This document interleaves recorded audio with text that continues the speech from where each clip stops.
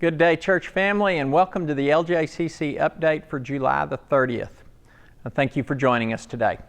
Most of today's update is going to be about reviewing for most of you, but also introducing for some of you the protocols that we have in place as this Sunday, August the 2nd, 10:30, we'll be opening up our services for people to be physically present with us during the worship. Again, we have worked very hard to look at the guidelines that Governor Abbott has handed down to us.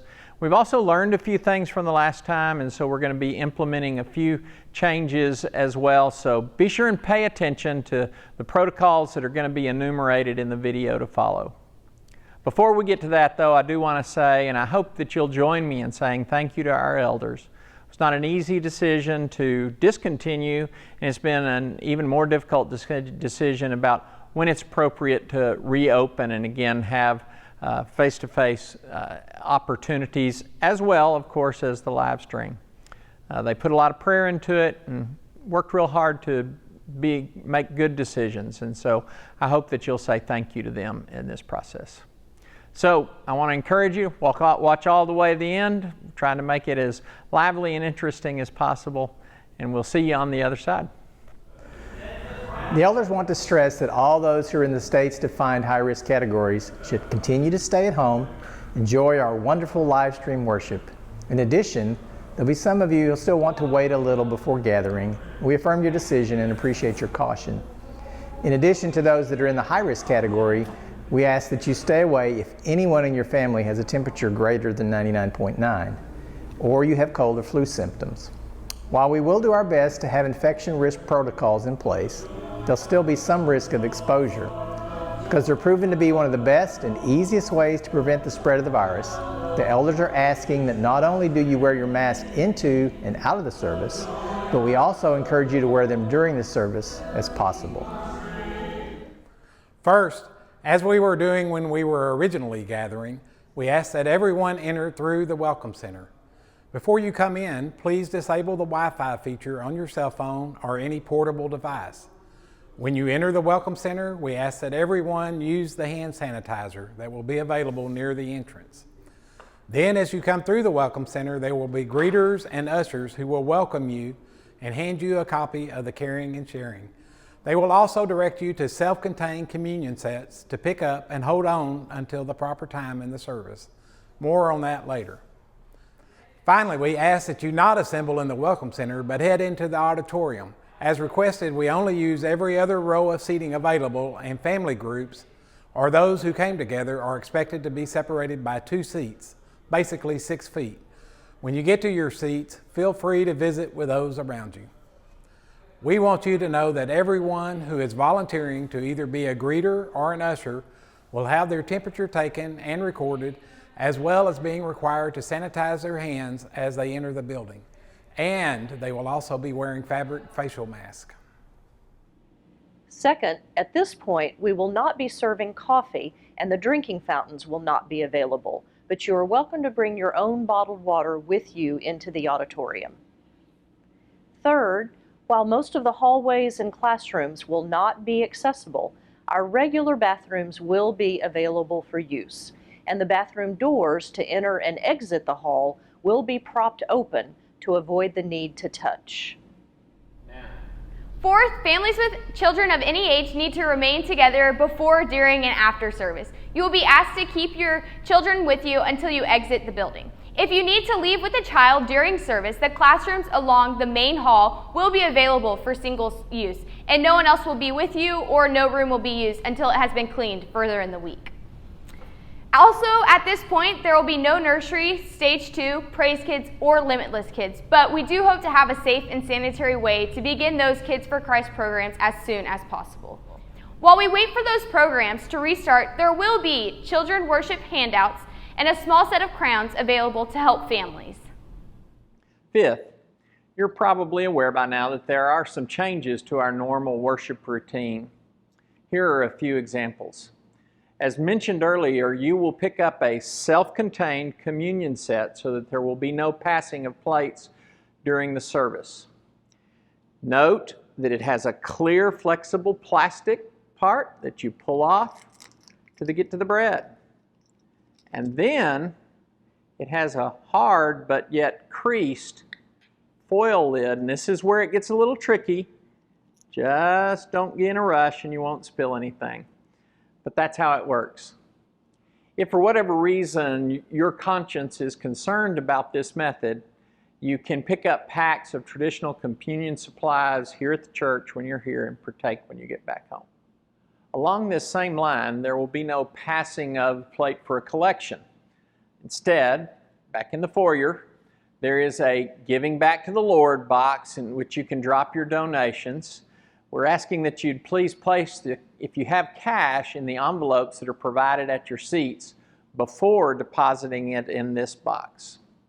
And of course, the kids' gift box is also back in the foyer for their donations. You are welcome to continue to either your mailed checks or digital donations. And make no mistakes, we cannot express enough our gratitude for your continued financial support during this challenging times, both in your lives and at the churches as well. One more thing with respect to the changes in the service, and this is actually different from those of you who experienced coming back the last time. We recognize that one of the highest risk factors in churches getting together is the greater amount and wider spread of droplets while singing. And y'all sing so incredibly well. So we wanted you to know that we're intentionally reducing the number of songs during the service just to protect those who are choosing to show up in person at our service. Now finally, when the service concludes, ushers will come down the center aisle and will dismiss you by rows. They'll do that as quickly as they can, but we don't want people to get all bogged up. If you want to, you can head straight out through the Welcome Center and straight to your cars. But again, another significant change from when we reopened before is that we have decided to open the fellowship up for those who want to stay and visit. Of course, really we're going to heavily emphasize at that point wearing your mask, and we need you to continue to observe appropriate physical distancing. But the Fellowship Center will be available for you to visit with folks before you decide you want to leave. Well, welcome back. Hope that was informative, and I hope you feel prepared if you choose to show up. I want to reaffirm that for those of you who are in that high-risk group, or again, you're just not comfortable coming back yet, don't feel any pressure from us. We don't want you to come until you feel like you can be safe when you come here. But know that we're working very hard to make this a safe gathering to attend. A couple of prayers, updates I want to mention to you. Barbara Greenway, who we mentioned in last week's prayer request, has had a follow-up COVID test and it came back negative. She didn't really have very many symptoms since it started, since she was diagnosed, and we're really thankful for that negative screening. Pray that she continues to have good health. Brian Moore, on the other hand, when we prayed on Sunday, was awaiting results of his follow-up COVID test after his 2-week quarantine. Unfortunately, that came back positive, and so we want to continue to lift up Brian and Courtney and the family as they struggle through that. One more name I want to mention. I got a call yesterday from some friends in Belton. Mel Kelder, who was a great friend and supporter from Belton, is in the hospital actually with COVID, and they were expecting yesterday afternoon that he would probably have to be placed on a ventilator. So I know you probably don't know Mel, but I ask for you to join me in praying for him. So let's close out today with prayer. Our Father and our God, want to thank you for the opportunity we're going to have to be back together face-to-face in our services on Sunday. I want to pray for those people who continue to feel like they need to be isolated. And I want to pray for the people who want to come but just feel like that they physically can't at this point, whatever their scenario may be.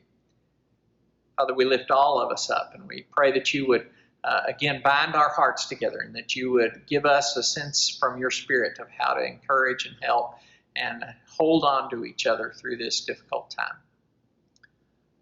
Father, I want to thank you for the work that Ozzie and Taylor did this summer. As we say goodbye to them, we're sad, but we also are thankful for what they've done and thankful for what's on the horizon for them as well.